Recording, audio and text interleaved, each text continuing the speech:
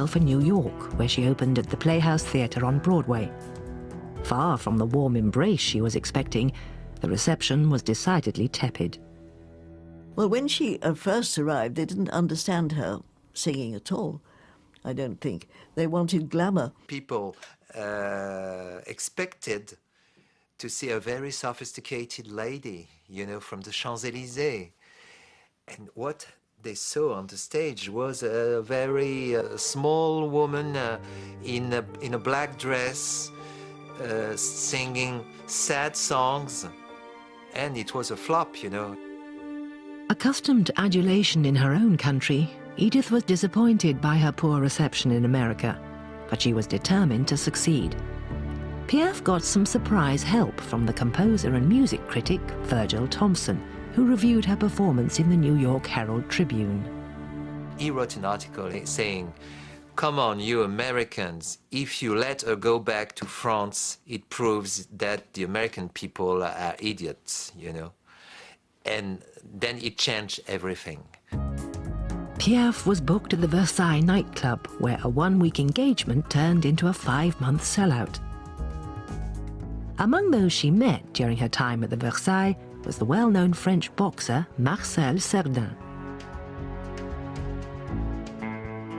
He was married with 3 children, but this didn't stop them having a passionate affair. She was not the Pygmalion with Cerdan, because he was as famous as she was, even more at that one time when he became a world champion. Perhaps, she thought, this could finally be the love she'd been singing of and searching for. "He took away the sourness and hopelessness that was poisoning me," she later wrote. On the 28th of September 1948, Piaf sat ringside to watch Cerdan win the World Middleweight Championship, a title he would later lose to Raging Bull Jake LaMotta. A rematch was scheduled for December 1949, as Piaf was to begin another engagement in New York. On the 27th of October, the small plane bringing Marcel Cerdan back to America crashed in the Azores. There were no survivors.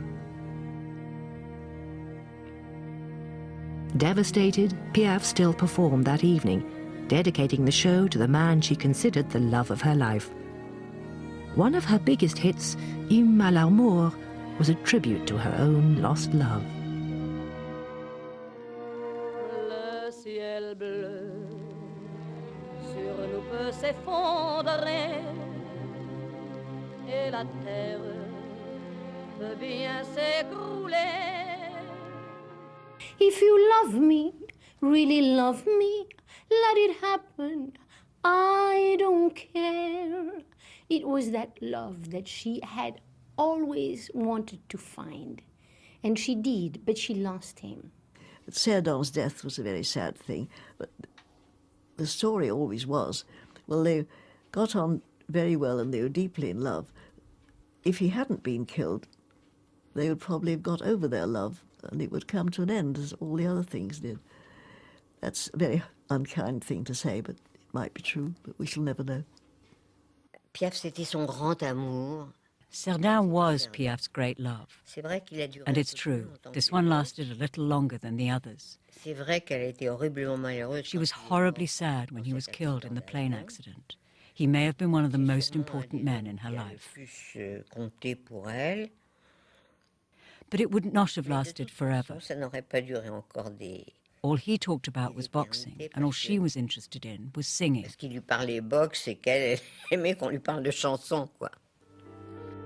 Cerdan's death left Piaf heartbroken and was to mark the beginning of a downward spiral from which she would never recover.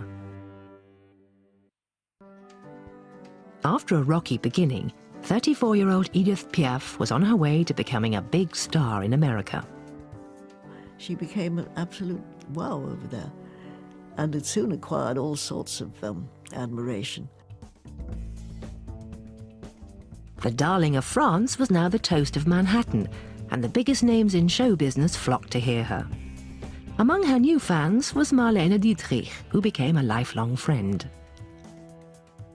But in the aftermath of the plane crash that killed Marcel Cerdan, The acclaim Piaf had long sought offered little consolation. Music, as always, would be her salvation, and artistically, some of her best days were still ahead. As her life progressed, as she weathered all the storms, the more life gave her all those blows, the more her voice was extraordinary. After Cerdin, as before, men came and went. Friends, colleagues, protégés and lovers.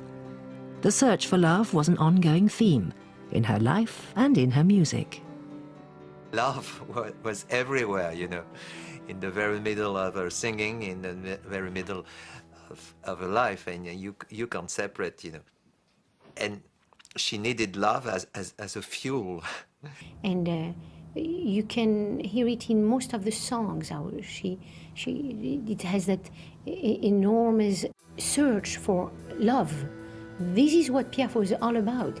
It was about finding love. Actually, she has a song called C'est l'amour. It's love that makes you cry. It's love that makes you dream. But without any tears, you cannot claim the right to love. And that was her anthem. So she could fall in love again and again and again. But as much as she wanted love, some say she feared it. She was quick to fall in love and quick to leave. She would get bored, you know, and then she had to find somebody else. And always the same, always the same scheme, you know. Often she left men because she was afraid they would leave her. It wasn't because she lost interest, more because she was worried. In 1952, the latest in a long string of romantic affairs took a surprising turn. The French singer and composer Jacques Piels proposed, and, remarkably, Edith accepted. At 36, she became a bride. After a civil ceremony in France, the pair were married in New York on the 20th of September 1952.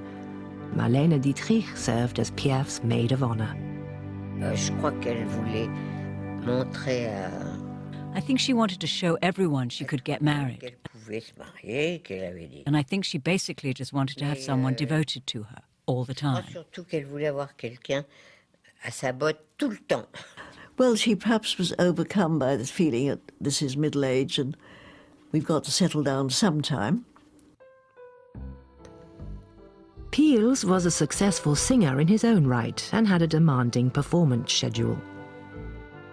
When they weren't traveling, Piaf and Piels shared an apartment in Paris, which proved more of a way station than a home. There was no furniture at her place. We would eat on suitcases or on the boxes. It was a big desert, with a piano, a sofa, a bed to sleep in, and a table to eat on. I don't think there was any other furniture. People were the furniture in that house. She needed to have a lot of people around her. She couldn't stay alone for 5 minutes. At home, Edith worked late into the night writing and rehearsing with her composers. She didn't want to sleep. For her, it was a waste of time. The way that a song was written for Edith Piaf was as follows. She would sit down with the author. They would drink the night away. They will sing. They will eat and be merry. And she will tell them the story. And then they would get an inspiration, and she literally would lock them in a room and say, I won't let you out of there until you give me a song. Piaf was not a tyrant. She was passionate. Even when she wasn't working, she was working. She was always on the lookout for a tune or a word that could be the beginning of a song.